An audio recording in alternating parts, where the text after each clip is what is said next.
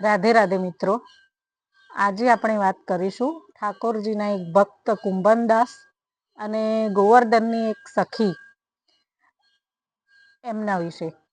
તો ગોવર્ધનમાં એક લીલા બની, જેમાં એક સખી હતી જે કોઈ ગુરુજીનું પ્રવચન સાંભળવા ગઈ હતી. ત્યાં ગુરુજીએ પ્રવચનમાં કીધું હતું કે ઠાકુરજી લોકોના ઘરે ચોરી કરવા, માખણની ચોરી કરવા માટે જતા હોય છે. અને એ જે સખી હતી એને ફક્ત એવું વિચાર્યું નહીં કે આ એક કથા છે ને હું પ્રવચન સાંભળીને ઘરે જાઉં છું, પણ એને એ વાત પોતાના મનમાં એટલી બધી લઈ લીધી, એને એ બધું મગજમાં એટલું બધું ઉતરી ગયું, એના મનમાં એટલી બધી ભાવુક થઈ ગઈ કે ઘરે જઈને એ બી રોજ માખણ બનાવે. પહેલા તો એ અત્યાર સુધી માખણ બનાવતી હતી, તો એને એવો ભાવ મનમાં થતો હતો, એવું થતું હતું કે હું આજે માખણ બનાવું છું તો મારા છોકરાઓ ખાશે, મારા પતિ ખાશે, મારા સાસુ સસરા ખાશે, એવું બધું ઘરના બધા સભ્યો ખાશે, એવું બધું એ વિચારતી હતી. પણ આજે કથા સાંભળી પછી એ મગજમાં એવું વિચારવા માંડી કે આજે હું માખણ બનાવું છું એ ઠાકુરજી ચોરી કરવા આવશે. લાલો મારા ઘરે આવીને માખણ ખાશે. આ માખણ મારો લાલો મારા ઘરે આવીને, ઠાકુરજી મારા ઘરે આવીને ખાશે. આવો ભાવ એના મનમાં હતો. અને પછી માખણ એને કાઢ્યું, માખણ કાઢીને મટકીમાં ભર્યું, મસ્ત મટકી ઢાંકી દીધી. પછી એને એવું થયું કે ઠાકુરજી તો બહુ બિઝી હોય, એમના મંદિરમાં તો કેટલા બધા લોકો આવતા હોય, આખી દુનિયાનું બધું કારભાર ઠાકોરજી સંભાળતા હોય, એટલે એમને ક્યાંથી ખબર કે મારા ઘરે માખણ કાઢ્યું હશે. તો એને એવું થયું કે હું ઠાકોરજીને જઈને માખણ બતાવી આવું અને કહી આવું. તો એ મટકી લઈ અને ગઈ મંદિરે. મંદિરે ગઈ ને બધા લોકો દર્શન કરતા હતા, એ પાછળ ઊભી રહી દૂર, અને દૂરથી જ મટકી ઉપરથી પેલું કપડું હટાયું અને પછી ઠાકુરજીને બતાવે છે કે જો ધોળી ગાયનું સરસ મજાનું માખણ કાઢ્યું છે, ધોળી ગાયનું દૂધ દોયું અને એનું દહીં જમાયું, અને પછી એનાથી દહીંને મથીને વલોઈને સરસ મજાનું માખણ કાઢ્યું છે અને આ મટકીમાં ભર્યું છે. પણ આ માખણ તમારે મારા ઘેર ખાવા આવવું પડશે, હું તમને અહીંયા નહીં આપું. એમ કરીને બતાવીને લઈ ગઈ અને પછી કહેતી ગઈ કે મારા ઘરનો રસ્તો આવી રીતે છે, તમારે અહીંયાથી આમ આગળ ચોરાહા સુધી જવાનું, ત્યાંથી જમણી બાજુ જવાનું, ત્યાં આગળ ફલાણું ઝાડ આવશે, ત્યાંથી તમારે ડાબી બાજુ વળવાનું. એમ કરીને આખા ઘરનો એને એના ઘર સુધીનો રસ્તો બતાવી દીધો અને એવી રીતે ગઈ અને ઘરે જઈને મટકી લટકાઈ દીધી. એને એમ કે રાતે ઠાકોરજી આવશે અને માખણ ખાઈને જતા રહેશે. આ તો સવારે ઉઠીને જોયું તો ઠાકોરજી આયા નહીં, એટલે એને એવું થયું કે કદાચ આજે નહીં આયા હોય, કાલે નહીં આયા હોય, તો આજે આવશે. એટલે આજે પાછું એને એવું થયું કે આ તો કાલનું માખણ છે, એટલે કાલનું તો રખાય નહીં. એટલે એને એવું વિચાર્યું કે આજે નવું માખણ કાઢું, અને નવું માખણ કાઢીને ફરી પાછી મંદિરે ગઈ. ફરી પાછું ઠાકુરજીને બતાવ્યું કે જો આજે બીજું માખણ કાઢ્યું છે તાજું, તો આજે તો તમે આવજો જ. તો આવી રીતે તો 1 દિવસ થયો, 2 દિવસ થયો, 3 દિવસ થયો, એમ થોડા થોડા દિવસ થયા, પણ ઠાકુરજી આવ્યા નહીં. એટલે પછી એને એવું થયું, પછી એને આમ મગજમાં થોડું પેલું થઈ ગયું કે સાલું ઠાકુરજી આને થોડું મનથી લાગી આવ્યું. તો પણ એ તો હવે તો મનથી પૂરું આમ માની જ લીધું હતું કે ઠાકુરજી માખણ ખાવા ગોપીઓના ઘરે જતા જ હોય ચોરી કરવા. માખણની ચોરી કરવી ઠાકોરજીનું બહુ પ્રિય છે, અને ચોરી કરીને માખણ ખાવું, એટલે એને એવું મનથી નક્કી જ કરી લીધું હતું. તો એને ખોટું લાગી ગયું, થોડું આમ દુઃખ થઈ ગયું. તો પછી એને આજે તો એવું નક્કી કર્યું કે માખણ લઈને જાઉં ને બરાબરનું વઢીને જ આવું. તો ગઈ માખણ લઈને, અને પછી મંદિરમાં જઈને પછી ઠાકોરજીને કહે છે, રોજ રોજ હું માખણ કાઢું છું પણ તમે આવતા નથી. મને લાગે છે લાલા, હવે તું પહેલા જેવો રહ્યો નથી, હવે તું છે ને ગયડો થઈ ગયો. ખાલી આમાં બાળ સ્વરૂપ છે, બાકી હવે તું ગયડો થઈ ગયો. એટલે હવે તારામાં પહેલા જેવી તાકાત ના હોય ને, એટલે તું ચોરી કરવા નથી આવતો. તો બી મેં માખણ તો કાઢ્યું જ છે, અને હું માટલી ત્યાં છીકે લટકાઈ દઈશ, ઈચ્છા થાય તો આવજે. બાકી મને નથી લાગતું હવે તારામાં પહેલા જેવી તાકાત રહી હોય.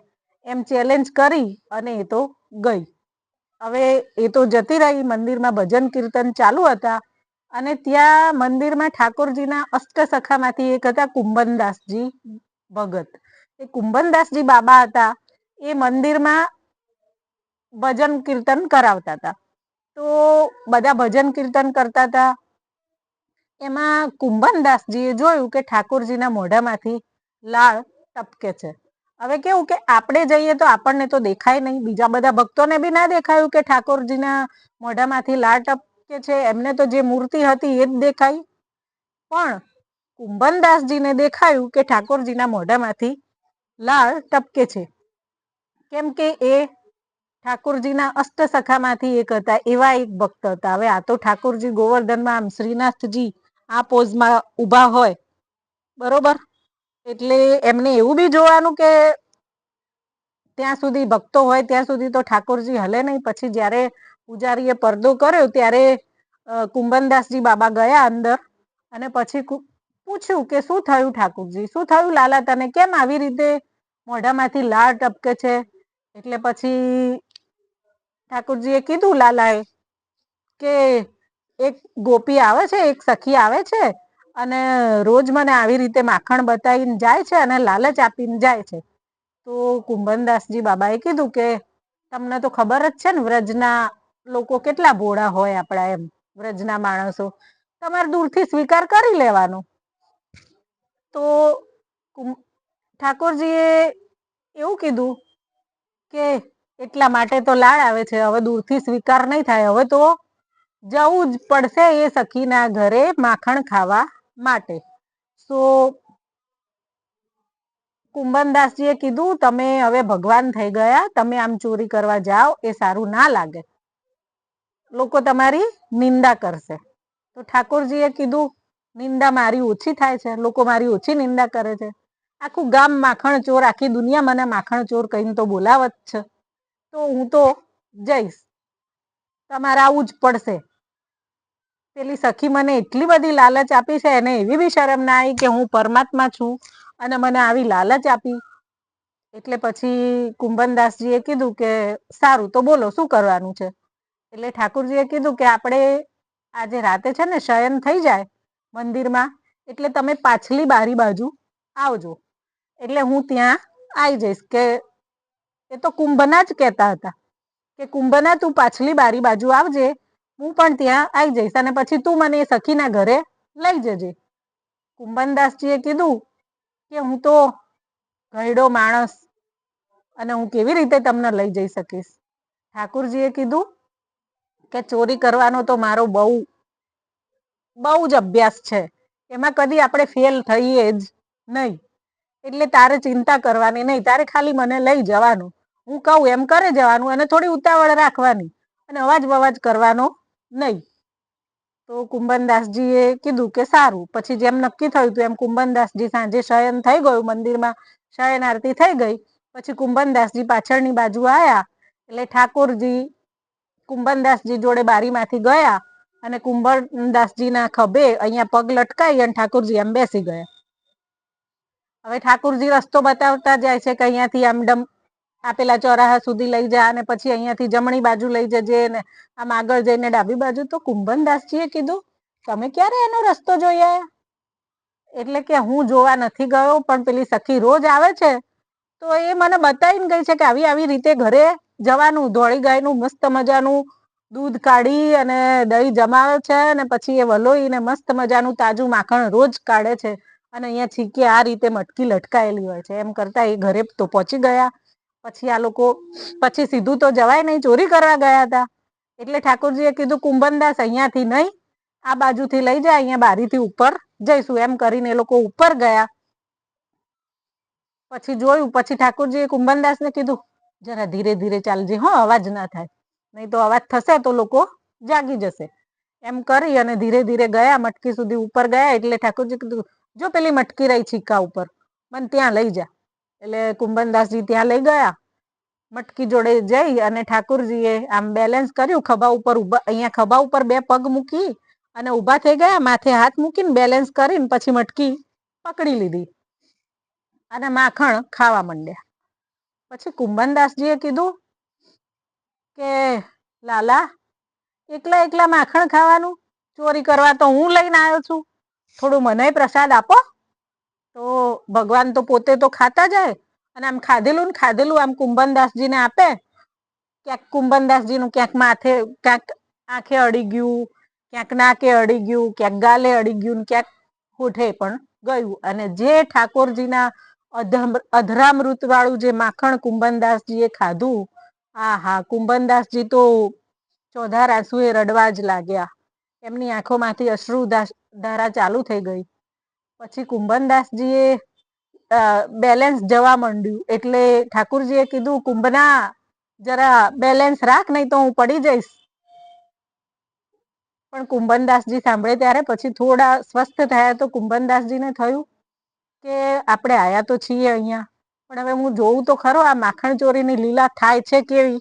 ત્યાં સુધી તો કુંભનદાસજી આમ નીચું જોઈને ઊભા હતા, કેમ કે ઠાકુરજી અહીંયા હતા. એટલે પછી એમને ઠાકુરજીના આમ બે પગ આમ પકડ્યા અને પછી આમ જરાક ઉપર જોયું તો ઓહો, ઠાકુરજી માખણ તો ચૂડાવતા હતા, એ તો જોયું માખણ ખાતા હતા, પણ ઠાકોરજીની ધોતી હતી ને જે પિતાંબરી, એ સેજ ઢીલી થઈ અને પડી જવા જેવી હતી, નીકળી જવા જેવી હતી.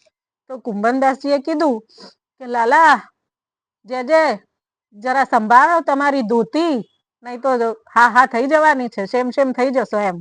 તો ઠાકોરજીએ તરત જ જેવું કુંભનદાસજીએ કીધું, ઠાકોરજીએ ચતુર્ભુજ ધારણ કરી લીધા. અને જે ચતુર્ભુજ ધારણ કર્યા એમાં બે હાથથી તો માખણ ખાતા હતા, બીજા બે હાથથી આમ ધોતી પકડી લીધી. તો કુંભનદાસજી આમ ઉપર જોતા હતા તો કે હા, અત્યાર સુધી ચતુર્ભુજ તો મેં ઘણા બધા જોયા, પણ આવા ચતુર્ભુજ ક્યાંય જોયા નથી. અને આ બધું જોઈ અને કુંભનદાસજી તો પોતાનું ભાન ભૂલી જ ગયા. અશ્રુધારા આંખોમાંથી વહે જ જાય છે, વહે જ જાય છે. અને ધીરે ધીરે કુંભનદાસજીને મૂર્છા આવવા લાગી. ઠાકોરજીએ કીધું કે કુંભના, થોડું બેલેન્સ રાખ, થોડું ધ્યાન રાખ, હું પડી જઈશ. પણ હવે કુંભનદાસજીને હવે કઈ ભાન હતું નહીં. એટલે કુંભનદાસજી તો મૂર્છિત થઈ ગયા, મટકી પડી ગઈ અને ઠાકુરજી લટકી રહ્યા હતા છીકે. જે પેલો મટકી પડવાનો જે અવાજ આવ્યો એટલે ઘરના બધા જાગીને દોડીને અંદર આયા, ચોર ચોર કરીને. બધા આવતા આવતા તો ઠાકુરજી બધાને આવતા આવતા તો છલાંગ મારીને જતા બી રહ્યા. અને કુંભનદાસજી મૂર્છિત થઈને પડ્યા, તો એમને થોડા બીબી નાખ્યા, લાકડી લાવી. પેલી ગોપીએ કીધું લાકડી લાવો, લાકડી લાવો, ચોર ક્યાં છે, ચોરને મારો. મારે અને પછી લાઈટ કરીને પછી જોયું તો આ તો કુંભનદાસજી. તો પેલી સખીએ એવું કીધું કે આ તો મંદિરના કુંભનદાસજી બાબા છે. પછી સખીએ એવું કીધું કે એ બાબા, હું તો લાલાને કેવા આવતી હતી રોજ કે માખણ ખાવા આય, અને આ લાલો તો આવ્યો નહીં, પણ આ તમે ગયડા બાબા અહીંયા આવી ગયા માખણ ખાવા. તો કુંભનદાસજી, હજી તો કુંભનદાસજી આંખો ખોલી નથી. હવે કુંભનદાસજી આંખો ખોલીને કે છે કે તમારામાંથી કઈ ગોપી હતી જે મને અહીંયા લાલાને રોજ લાલચ આપવા આવતી હતી કે ભાઈ માખણ ખાવા મારા ઘરે આવજે, મારા ઘરે આવજે. તો સખીએ કીધું ગોપીએ કે હું હતી. તો કુંભનદાસજી તો એના પગમાં પડી ગયા અને કીધું કે હું માખણ ખાવા નથી આવ્યો. તમે જેને લાલચ આપીને આવતા હતા એ લાલો જ અહીંયા માખણ ખાવા મારા જોડે આવ્યો તો. આ બધા ભેગા થઈ ગયા એટલે તમારો લાલો ભાગી ગયો અને હું અહીં રહી ગયો. અને પછી કુંભનદાસજી ગાય છે કે તું હે સખી બડી ભાગ બડી ગો, પાલ તેરે ઘર આવત હૈ. બડભાગી તો ખરા ને, કેમ કે ભગવાન એના ઘરે ગયા. તમે વિચારો, આખું ગામ ભગવાનના વખાણ કરતું હોય, જ્યારે ભગવાન એના વખાણ કરતા હતા. કુંભનદાસજીએ કીધું હું આખા રસ્તે ભગવાનના મોઢે તારા જ ગુણગાન સાંભળતો આવ્યો છું. આખી દુનિયા, આખું જગત ભગવાનના ગુણગાન ગાય છે, જ્યારે હું એમના મુખે તારા ગુણગાન સાંભળતો આવ્યો છું. તું કેટલી બળભાગી છે, કેવો તારો ભાવ કે ભગવાન તારા ઘરે આયા. તો આજે પણ આપણે ભાવ રાખીએ તો ભગવાન આવે જ છે. અને આ અત્યારની કળિયુગની જ ઘટના છે, 500 વર્ષ પહેલાની જ ઘટના છે. તો રાધે રાધે મિત્રો.